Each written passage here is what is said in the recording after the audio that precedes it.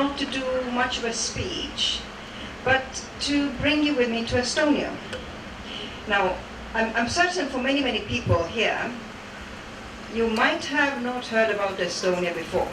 And that's perfectly fine, because Estonia is not as big and powerful as UK. And so at the very same time, probably the reason why innovation is an area where Estonia's voice would get heard is because that is what Estonia is known for. And so I will take you for a walk around Estonia, and specifically around Estonia in the field of innovation, in the field of startup, in the field of doing business in a small country, in a small way that ends up being powerful in the world. And so that's the intention of my discussion with you this morning. And so let's try and place Estonia, because clearly it's not a very well-known place. So we are south of Finland, we are west of Sweden, we are north of Latvia, and we are to the west of Russia. And so as such, we form the eastern border of NATO. We are a population of 1.3 million. All right, so 1.3 million. How many of you live in counties that have populations larger than 1.3 million? Most of you. Countries and counties. Now, the reason I'll ask more about counties is because with devolution, a lot of the things that would normally occur only at a country level are now at county level. And very often speaking county to county is easier, and understanding that Estonia in essence is like a county. But it's a country with a GDP of $19,700 per capita. And it's a country that probably many of you who studied history longer time back, you didn't even hear about Estonia because it only regained its independence in 1991. So everything that Estonia has achieved is since 1991. And so looking at the entrepreneurial world of Estonia, it is not having centuries of family businesses passed on from one to the other, which is quite common in some of the older established places like UK for that matter. All of our wealth, all of our entrepreneurship is as young as most of Kenyan is. So comparing one to one is often quite easy in that sense. And at the same time, while Estonia is well known for its technology, it only actually derives 7% of its GDP from ICT, because Estonia doesn't consider ICT to be the business. It considers it as the enabler of the business. And so as such, Estonia then also has made its way to some of the top ranks in the world. And we'll come back to the number one, which is number one in tax competitiveness. This is one of the reasons why our startup environment is very attractive to every other startup that is serious about their business. There is a flat tax rate of 20%, and the first 5 years of a company's existence, there is no tax, because that's the time when the company really needs all its money to make it or break it. And so a couple of other number ones there, but that's really the most critical one to the conversation around innovation. And the other one which is of importance is education. And we consider our children to be one of the most important assets that our country has. We invest in them because that is who we need to run the country. And so one of the things that you can see is robotics and programming for kids. Okay, so there you might think, okay, yes, so let's say teenagers, by the time they're in high school, they should learn some. No. In Estonia, it is considered as part of the basic literacy. So you learn to read, you learn to write, you learn to code. It is taught from kindergarten together with the rest of the basic literacy skills. And so it's, at the same time, it's also considered a lifelong path. My mother, who just turned 80, a couple of years ago, she taught herself how to do voice and video editing on computer, because she just needed to do some presentations that required that. And so in Estonia, it's nothing strange for a woman around 80 to do something of that kind. And so what we understand really when it comes to anything to do with technology, it's more about the leadership that shines the light than all the money in the world, because Estonia is not, from the start off, was not a rich country. And even now, compared to many of the other leading European countries, it's not a wealthy country, but it's more about what the leaders see as necessary and relevant. And so with that, I want to come to Garage 48. Garage 48 is one of the many vehicles that is used in Estonia to drive innovation. And I know you have had hackathon as part of this event here. In Estonia, hackathons occur multiple times a year.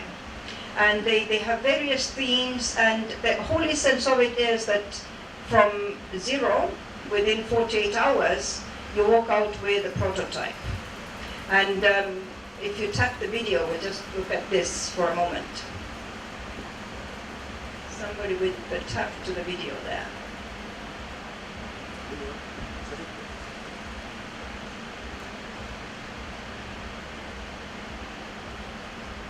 And so this is actually what I want us to talk about. So this was the first Garage 48 was held 8 years ago, and at that point in time, it invited 40 developers, 20 designers, 10 mobile developers, 50 marketing wizards, and 10 visionary entrepreneurs. In Estonian context, there is nothing to innovate if you don't have a client. And so in Estonian context, the client comes, places its problem in front of the 90 people.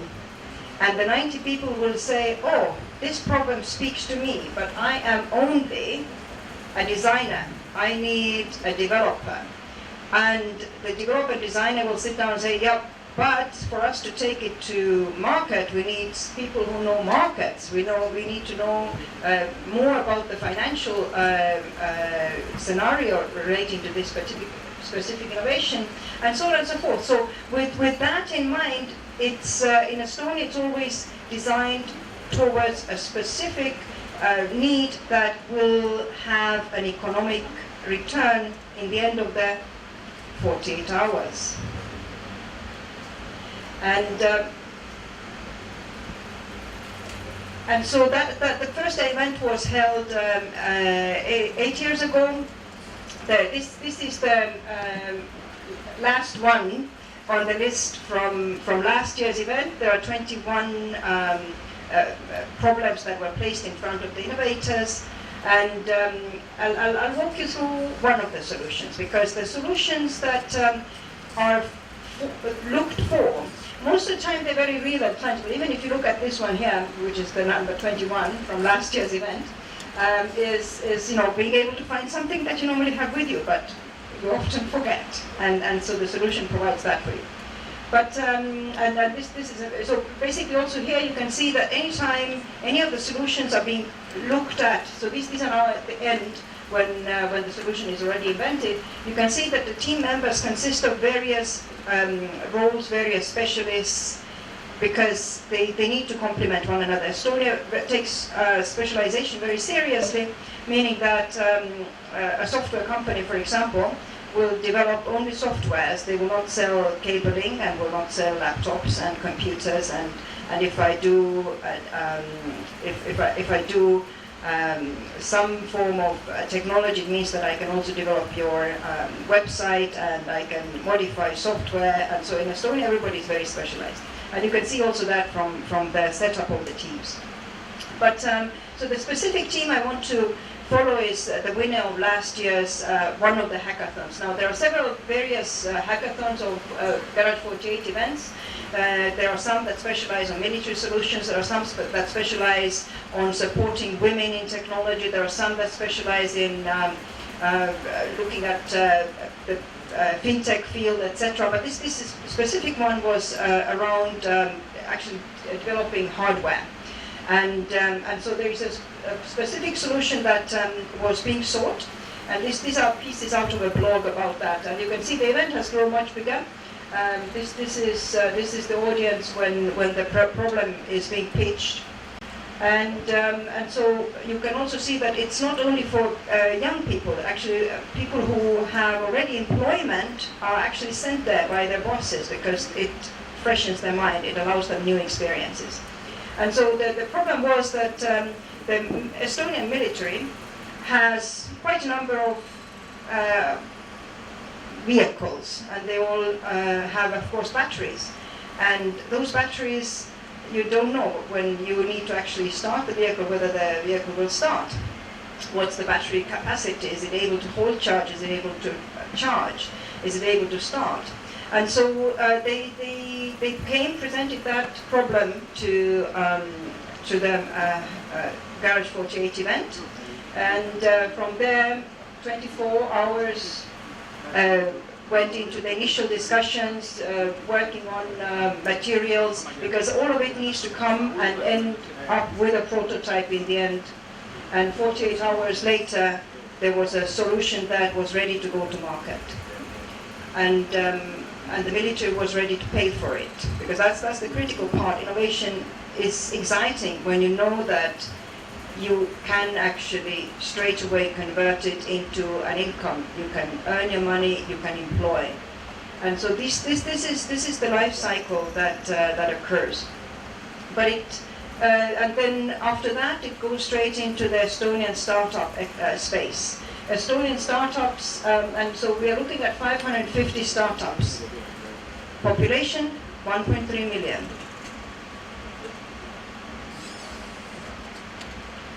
It has created, and this is just 1 year, it has created 4,700 jobs in a population of 1.3 million.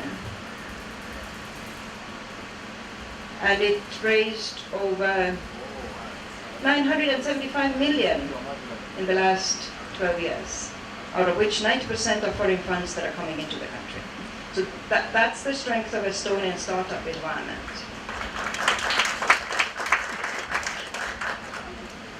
And in order to win in the Estonian startup environment, of course, one needs very strong centers. And so when you're looking at setting up centers in a population of 1.3 million, Estonia has 4 very strong centers that support innovation, that support incubation, and are supportive of startups.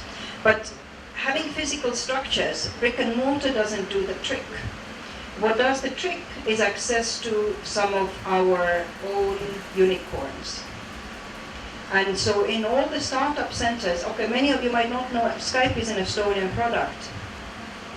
Thank you for using an Estonian product. Like we said, Estonia is small, but its reach often globally is much bigger than we physically are. Thank you for using Taxify, which is an Estonian product. And so in Estonian startup environment, there is always availability of mentorship from our unicorn leaders. And it's very informal. You come into the startup workspace, and one day you find one of the Skype CEOs, founders, who gone on to do other things. He's just there, and he's just available to chat over coffee, be of resource to you.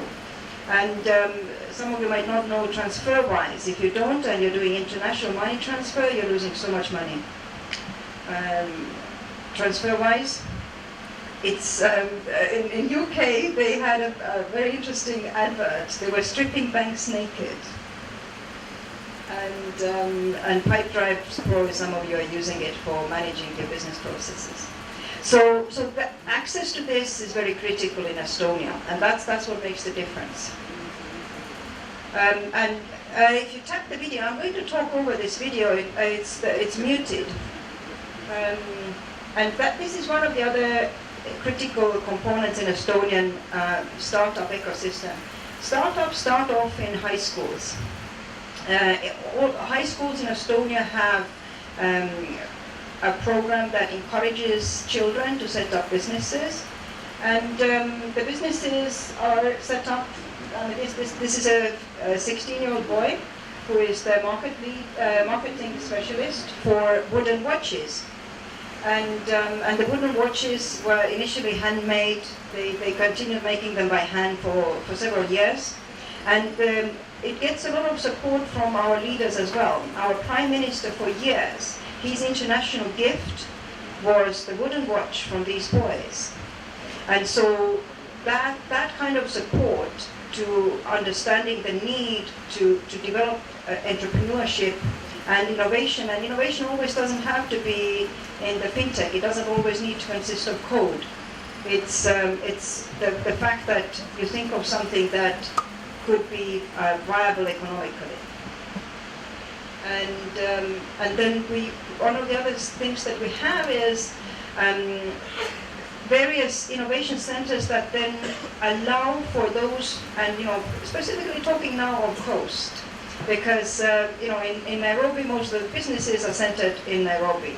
But Estonia has areas where businesses might be out in the countryside, but they need a central place where somebody can come see what they do. And so we have this Spark Demo Center that has innovation from southern Estonia, and they display the various boards, the businesses themselves design their stands, and there's always somebody there to take somebody around and explain what the businesses are. And so this is one of the key interventions to be able to grow, particularly an area that is out of the capital, to have the necessary connections and have a visible place where people can come. And this is one of the innovations from that specific center. If you can tap the video for me, please. A startup that started off, this might have voice, but it doesn't have now. Okay, so I'll explain it. So there is this guy whose daughter kept bugging him that she wants a beautiful mural on her bedroom wall. And he said, look, I can't really paint myself, but I have access to technology. And I can think of a way to create murals for my daughter or for any huge surfaces that are direct from my mobile phone onto chimneys, onto walls, onto anything. And so this is one of the innovations that is displayed in the Southern Estonian Innovation Center that basically has spaces and has visitors, and they have maker labs, because I think maker labs are one of the other important components where it's possible to come and do your prototypes, because without prototypes you can't sell. Without tools that are very often more expensive than a startup can afford, all innovations will only be mobile phone apps. Hardly any will be in a form that is huge and tangible. And and so Estonia considers innovation important. We legalize things as we see them coming forward. We already have legalized self-drive buses in Estonia. We don't have them yet, but we know they're coming, so we always look forward, we look ahead, and we're ready for it. And for example, in Estonia, this is your G4S courier doing your delivery to your house. So follow our path. Estonia and Kenya Facebook page always has updates. Thank you very much.